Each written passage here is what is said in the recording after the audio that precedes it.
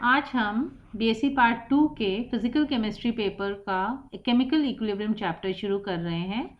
मेरा नाम Manju Bala Yadav, associate professor in chemistry, government college Kota.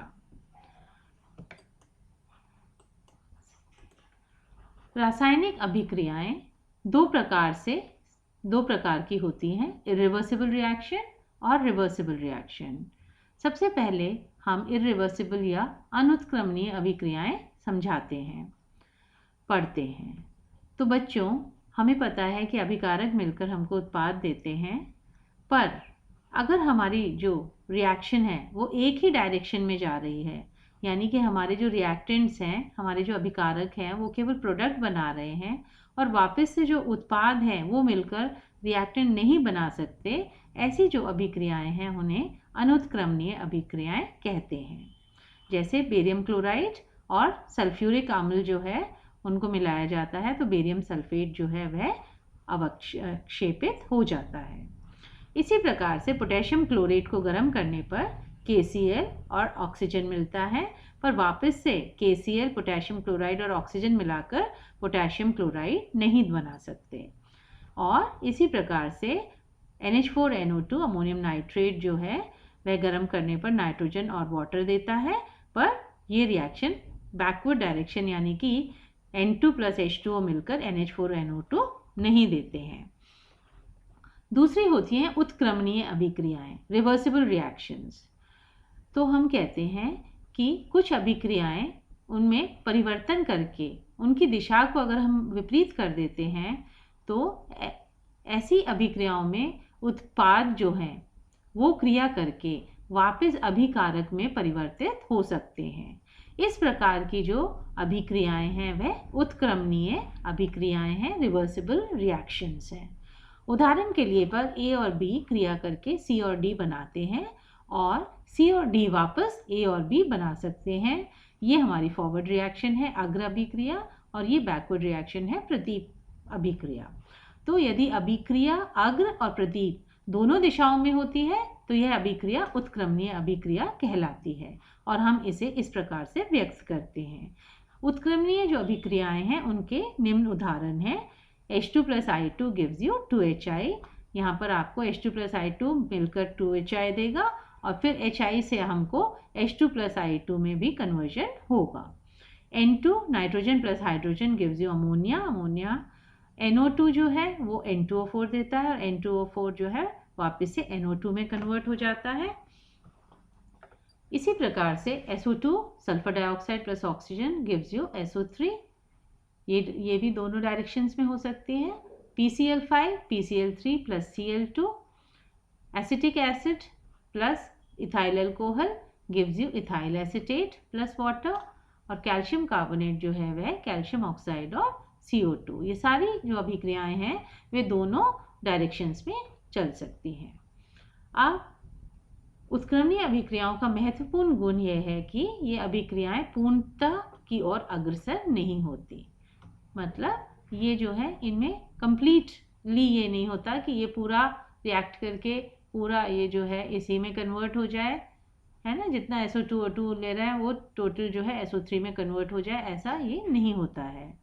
कुछ समय के बाद ऐसा आभास होता है कि अभिक्रिया रुक गई है, परंतु अभिक्रिया जो है रुकती नहीं है, पर वह जो है अग्र और प्रदीप अभिक्रिया का वेग जो है, दोनों का रेट जो है फॉरवर्ड और बैकवर्ड रिएक्शन का वो समान हो जाता है। यह अवस्था जो है केमिकल इक्विलिब्रियम या रासायनिक साम्य की अवस्था कहलाती है। अब अगर हम देखें कि रासायनिक साम्य क्या है तो हम देखते हैं कि कोई reaction A + B gives you C + D। हम यह अभिक्रिया जो है बंद पात्र में करते हैं और जैसे जैसे A और B रिएक्ट करेंगे तो C और D का बनना प्रारंभ हो जाएगा और साथ में C और D क्रिया करके A और B बनाना प्रारंभ कर देंगे।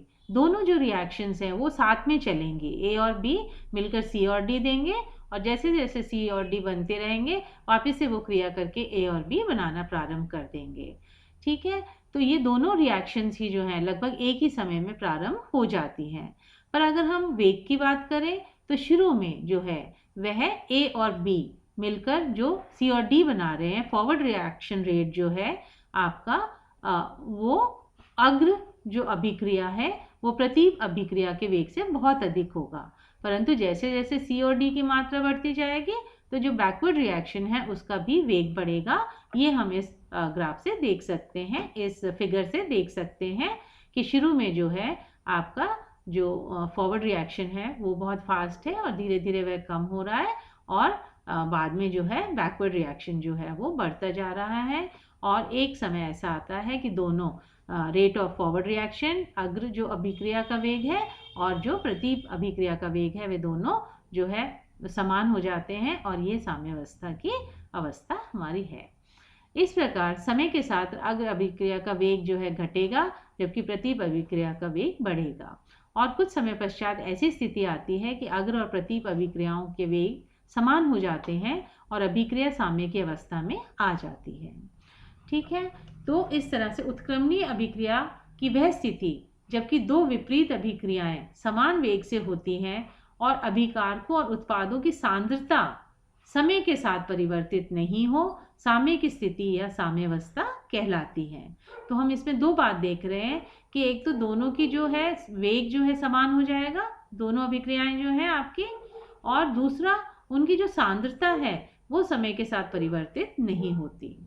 साम्यावस्था पर यद्यपि अभिकारक और उत्पादक की सांद्रता में परिवर्तन नहीं होता, पर दोनों जो अभिक्रियाएं हैं वह जो है संपन्न होती रहती है। ये एक डायनेमिक इक्विलिब्रियम है, ये रासायनिक साम्य एक गतिज साम्य होता है। अब बच्चों अगर हम कैरेक्टरिस्टिक्स देखें, इसके प्रमुख लक्षण देखें, तो सबसे पहले इक्विलिब्रियम इन ओपन वेसल, खुले पात्र में साम्य। तो अगर हम गैसियस रिएक्शंस करवा रहे हैं, गैसीय अभिक्रियाएं, तो वो खुले पात्र में नहीं करवा सकते, परंतु अगर हम इसको मिश्रणीय द्रव अवस्था में ले रहे हैं तो यह हम खुले पात्र में स्थापित करवा सकते हैं। ठीक है, तो गैसीय अभिक्रियाओं में खुले पात्र में यह संभव नहीं है, जबकि जो है सॉल्युबल फॉर्म में ये स्थापित हो सकती है, जैसे एसिटिक अम्ल इथाइल अल्कोहल से मिलकर इथाइल एसीटेट और वाटर देता है।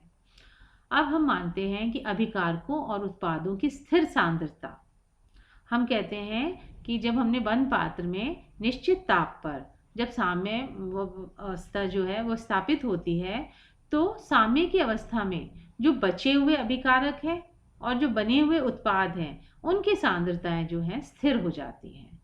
ठीक है, तो इसका मतलब जो धीरे धीरे आप रिएक्टेंट से प्रोडक्ट बना रहे हैं, प्रोडक्ट मिलकर वापस से रिएक्टेंट बना रहे हैं, तो एक ऐसी स्थिति आ जाती है जब दोनों की उत्पादों इनकी सांद्रताएं स्थिर हो जाती हैं, और किसी अभिक्रिया में साम्यावस्था ज्ञात करने में भी इस लक्षण को आधार बनाया जाता है। जैसे अगर हम हाइड्रोजन और आयोडीन लें एक बंद पात्र में और हम समय समय पर HI की मात्रा को ज्ञात करते रहें, तो हम देखेंगे कि एक समय आएगा जब HI की सांद्रता स्थिर हो जाती है और ये साम्यावस्था कहलाती है। H2 + I2 gives you 2HI, ये साम्यावस्था स्थापित हो जाती है। तीसरा है साम्यावस्था दोनों ओर से स्थापित हो सकती है। तो हम मानते हैं कि साम्यावस्था जो है अभिकारक या उत्पाद दोनों में से किसी को भी लेकर प्राप्त की जा सकती है। जैसे अगर हम नाइट्रोजन और हाइड्रोजन गिव्स यू अमोनिया, ये अगर हम रिएक्शन देख रहे हैं तो इसमें नाइट्रोजन और हाइड्रोजन एक 1:3 अनुपात में बंद पात्र में टेम्परेचर 573 केल्विन और प्रेशर 30 एटमॉस्फेयर दाब पर की जाती है। N2 और H2 मिलकर अमोनिया बनाते हैं, और जब हम इक्विलिब्रियम पर देखते हैं तो हम देखते हैं कि 7% अमोनिया प्राप्त होती है। अब अगर हम बंद पात्र में अमोनिया ले लें इसी टेम्परेचर 573 केल्विन और 30 वायुमंडलीय दाब पर और उसको विघटित करवाएं, तो हम देखेंगे कि साम्यावस्था प्राप्त होने पर भार से लगभग 93% अमोनिया जो है वो तो विघटित हो जाएगी और केवल 7% अमोनिया साम्यावस्था पर बची रहती है, जो कि पूर्व के समान ही है। ठीक है, तो इस प्रकार से इक्विलिब्रियम हम कहते हैं दोनों ओर से स्थापित हो सकता है। अब अगर हम उत्प्रेरक का प्रभाव देखें तो हमें पता है कि उत्प्रेरक क्या होता है, वह पदार्थ है जिसको हम अभिक्रिया में डालते हैं तो जो वेग है अभिक्रिया का वह जो है फास्ट हो जाता है।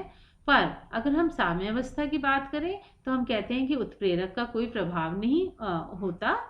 क्यों? क्योंकि उत्प्रेरक जो है वह साम्यावस्था को परिवर्तित नहीं कर सकता, क्योंकि अगर वो फॉरवर्ड रिएक्शन को फास्ट कर रहा है तो वह बैकवर्ड रिएक्शन को भी फास्ट कर रहा है, इसलिए दोनों अभिक्रिया के वेग समान रूप से बढ़ते हैं।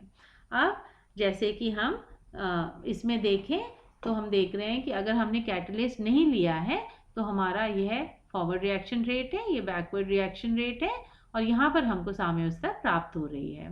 पर अगर हमने उत्प्रेरक डाल दिया तो हमारी जो साम्यावस्था वाली जो अवस्था मतलब स्टेज है वो कम टाइम पर हमको प्राप्त होगी और T1 जो है वो ग्रेटर देन T2 है। तो इससे स्पष्ट हो रहा है कि उत्प्रेरक मिलाने पर साम्यावस्था स्थापित होने में समय कम लगता है। और इसी प्रकार से मुक्त ऊर्जा परिवर्तन को अगर हम देखें तो हम मानते हैं कि अभिक्रिया की साम्यावस्था पर मुक्त ऊर्जा परिवर्तन शून्य होता है। अब बच्चों अगर हम लॉ ऑफ मास एक्शन देखें, द्रव अनुपाती क्रिया नियम क्या है, तो सबसे पहले विलहेल्मी ने 1850 में सुक्रोज शर्करा का जो है हाइड्रोलिसिस अम्लीय जल अपघटन करवाया। तो उसके दौरान पता चला कि शुगर की अगर हम सांद्रता बढ़ा देते हैं तो ये अभिक्रिया जो है वह फास्ट हो जाती है, इसका वेग बढ़ जाता है। और अगर हम सुक्रोज की सांद्रता कम कर देते हैं तो यह अभिक्रिया वेग भी घट जाता है। इसी प्रकार से बर्थेलॉट और सेंट गिल्स ने भी एसिटाइलेशन, एसिटिक एसिड और इथाइल अल्कोहल का रिएक्शन करवा के इथाइल एसीटेट बनता है।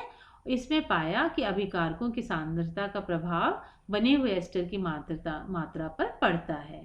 आगे गुडबर्ग और वैग ने भी इसी प्रकार के अनेक प्रयोग किए और इन सब से जो निष्कर्ष निकला, प्रयोगों के निष्कर्ष को उन्होंने द्रव अनुपाती क्रिया नियम लॉ ऑफ मास एक्शन के रूप में व्यक्त किया। एक निश्चित ताप पर किसी पदार्थ के क्रिया करने का वेग उसके सक्रिय द्रव्यमान के समानुपाती होता है तथा एक सममांगी अभिक्रिया का वेग उसमें भाग लेने वाले क्रिया कारकों के सक्रिय द्रव्यमान के गुणनफल के समानुपाती होता है। यानी कि अगर हमारी अभिक्रिया A+B उत्पाद दे रही है तो उसमें जो रेट है आपका वो किसके प्रोपोर्शनल होगा, जो इसकी कंसंट्रेशन है, मोलर कंसंट्रेशन है A और B। और अगर हम समानुपाती का ये साइन हटाते हैं तो इसका जो रेट स्थिरांक है आपका वेग स्थिरांक वो K हम मानते हैं इंटू A इंटू B। अब यहाँ पर हम कहते हैं कि जो सक्रिय द्रव्यमान है उसका अर्थ मोलर सांद्रता या सांद्रता मोल प्रति लीटर होता है। इस सूत्र को हम स्क्वायर ब्रैकेट्स में लिखते हैं। तो A जो है स्क्वायर ब्रैकेट में क्या बता रहा है, सक्रिय द्रव्यमान या A की मोलर सांद्रता, B जो है B की सक्रिय द्रव्यमान और B की मोलर सांद्रता, और A जो है हमारी जो सक्रियता होती है वो किसके बराबर होती है, FC। F जो है सक्रिय गुणांक है और C जो है आपकी प्रभावी सांद्रता है। तो जो सक्रिय द्रव्यमान है आपका एक्टिव मास है उसका अर्थ क्या है, इफेक्टिव कंसंट्रेशन अथवा सक्रियता। ठीक है, तो A जो है वो हमारी सक्रियता को बता रहा है या प्रभावी सांद्रता को बता रहा है, और C जो है वो हमारी क्या होती है, ये हमारी मोलर सांद्रता होती है।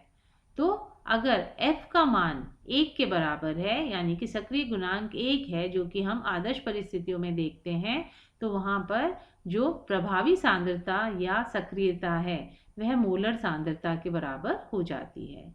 यदि अभिक्रिया के समीकरण के पदार्थों के साथ गुणांक भी है N1 और N2, तो वो इस प्रकार से हम उनके सांद्रता पदों की घात बन जाते हैं। जैसे N1A + N2B उत्पाद देते हैं तो जो वेग हो जाएगा R, वो क्या हो जाएगा, रिएक्शन का वेग, reaction rate = K A⁴N1 B⁴N2। तो इस प्रकार से ये जो स्क्वायर ब्रैकेट्स हैं ये हमको हम क्या लेते हैं इसको, हाँ ये जो है आपको सक्रिय द्रव्यमान आपकी सक्रिय द्रव्यमान अथवा मोलर सांद्रता बताते हैं। धन्यवाद।